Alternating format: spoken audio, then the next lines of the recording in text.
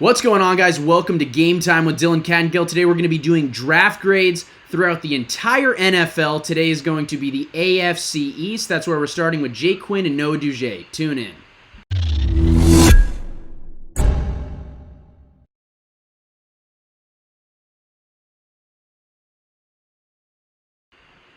I agree. So moving on in this AFC East category, we're going to be going to take a look at the Dolphins.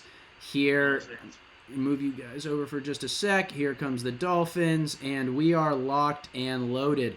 Guys, this Dolphins draft was up and down for me, and I had kind of a hard time figuring out what was going on. The first pick I really liked was, you have to go with a quarterback. I wasn't as high on Tua as I was on Herbert, but the talent's undeniable.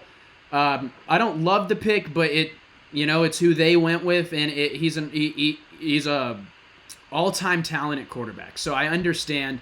After that, for me, Austin Jackson was a terrible pick. He was not a offensive tackle that I had highly rated on my board. I feel as if a lot of other analytics-based scouting, I know that there were a lot of teams that had him slated as a second to third. PFF had him as a third. I think CBS had him as a second. I was surprised that they jumped to grab Austin Jackson, offensive tackle. He just didn't show the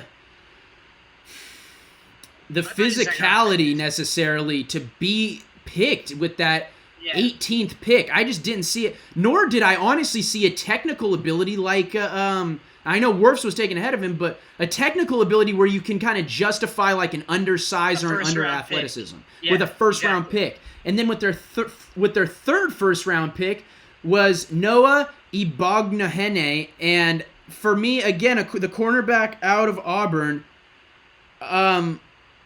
really solid as far as overall physical ability, but just didn't jump out at me as like a first round talent, being able to cover an elite amount of wide receivers as far as his ability in zone coverage. And again, with like Trevon Diggs on the board, McKinley on the board, I just didn't really understand taking the Auburn corner with that third pick. What do you guys, with the third pick in the first round, what do you guys got for these first three? Yeah, I got something to say about Igubihene. I don't even know how to say his last name. You have to look at the safeties that the Dolphins had last year, Adrian Colbert and Stephen Parker.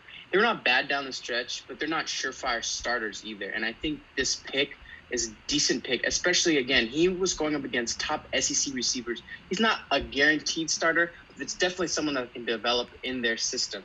And another thing is he's great downfield when people throw deep. So you got that at least, because, again, you're looking at a lot of passing offenses here in the AFC East. Another thing, Austin Jackson, decent pick. I think the Dolphins were just in a rush to get a lineman off the board, someone that they can protect Tua with. And then again, Tua pick, I personally don't know. It could be a win-win, lose-lose. We're just going to have to see with his health and his development again in the offense. But overall, if he stays healthy, he's a talent. And I think everybody knows that. Yeah, exactly. I think it was an up and down first round for them. I really like the Tua pick. I really like the talent of Tua. If he stays healthy, I think he's going to be an amazing player. Austin Jackson, as you said, I thought he was more of a second-round talent. I thought he was going to go in the beginning of the second round to the teams that didn't get tackled in the first. But as Noah said, they really needed a tackle. So I'm not too surprised to see them reach here, even though maybe I would have liked to see them wait for him. And then for their corner, they need secondary help really bad. They traded away Minkah Fitzpatrick last year for one of these first-rounders, so it makes sense they wanted to address the spot. I agree. Moving forward, Jake, give me like the standout picks moving out of the first round for the Dolphins. Okay. Who's going to be a contributor, who's not? Yeah. My favorite pick here is Curtis Weaver out of Boise State. That dude, I don't know how he went in the fifth round. He is a beast. I thought he was going to be a third-round pick, at least. He's an amazing player. He gets tackling machine, sacking machine. He's so good with his hands. I don't know how he fell that far. I didn't even realize he did fall that far, honestly. So I started looking up the draft class for this video. That was one of mine, too. I'm going to jump in right now. That was a fantastic pick. I'm with you 100%. I mean, we're on the West, so we kind of Mountain West football. We're around we played it. We saw it. But like, for those who didn't, this dude was elite all season, in every capacity. Pass rushing, moving inside, moving outside, hand placement, speed. I liked a lot of what I saw from him. In him going to Boise State, it wasn't elite, which that's why we, said second, third, fourth round. But for him to go in the fifth and frankly late in the fifth surprised me. Yeah. Yeah. He has some elite power, too, coming off the block again with that blitz. And he was one of the top pass rushers. I think he was up in the top 10% of pass rushers last season in college football. First round talent in the fifth round, I think. First round talent. I definitely think you guys are right there.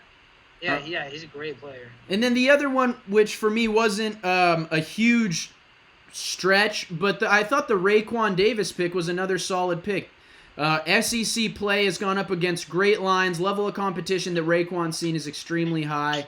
For him, he's really good in run defense. I think that could be an asset for this Dolphins team. They have a good defense, but to bring in another second round pick level guy on as a defensive tackle with that run blocking ability up the middle, I really like that. I think it adds a depth to a position of need for every single team in the NFL. I liked the pick with in the second round with Raekwon Davis. Anything? Yeah, I think keep going. No, go ahead. Jake, I think he's a great player. He was a highly recruited player out of high school. Went to Alabama, obviously. So anytime you have somebody being a part of that Alabama Nick Saban defense, they typically know what they're doing. They pump out NFL talent all over the place. But this dude's a beast inside. He'll anchor that defense, and I think he'll be there for a long time. I agree. No, you got any last points on any of these Dolphins picks? Yeah, so first I'm going to have to go with Raekwon Davis. You're right. Great prospect coming out of high school. Went to Bama. I think the Miami Dolphins could use him for first and second down. Great for running, stuffing a defense, getting in the trenches, pretty physical. Austin Jackson we already talked about. Brandon Jones, safety out of Texas, not bad. Again, just another depth need going forward. And Robert Hunt, too. I think another tackle that they went to go get just in case for some protection. And, again, for the run game. This Dolphins offense just needs to get off the ground. So they got a bunch of young picks. Hopefully they're going to learn how to play together next year. Hopefully get a little bit better pass protection, a little bit of run blocking. Because, again, when was the last time the Dolphins run game was actually relevant? It was a very long time ago, I'm pretty sure. So this is a good pick for running game, passing game. Just trying to get the offense off the ground, I think, moving forward, especially in an explosive AFC East. I agree. I'm going to give my grade for this Dolphins draft. With me, I'm going to go that they should have taken Herbert over Tua. I did not like Austin Jackson. I thought there were better secondary help than Noah here with the 30th pick. And I did like what they did later in the draft, though. I liked the Raekwon Davis pick. I liked the Curtis Weaver pick. I liked the Blake Ferguson pick. For me, this is gonna be a C- though, because I was not thrilled with how they did at the top of the draft, and that's where it matters. So for me, this is gonna be a C-. Jake? For me, it's a B. I think they got a lot of players that could impact their team for years to come. With Tua, with Raekwon Davis, with Weaver, if Austin Jackson develops, this draft class has a chance to be a big stepping stone for them, especially with all these players. They got all these different positions of needs. So I'm going to give it a B. I think it could have been better, but I think it definitely could have been better. Thank you guys so much for tuning into the NFL Draft Grade series here on Game Time with Dylan Kattengell. If you guys enjoyed the content, a like and a subscription really help out. If you had a question or an idea for a future video, drop it in the comments below. We get to all of those. Thank you guys so much for tuning into Game Time with Dylan Kattengell.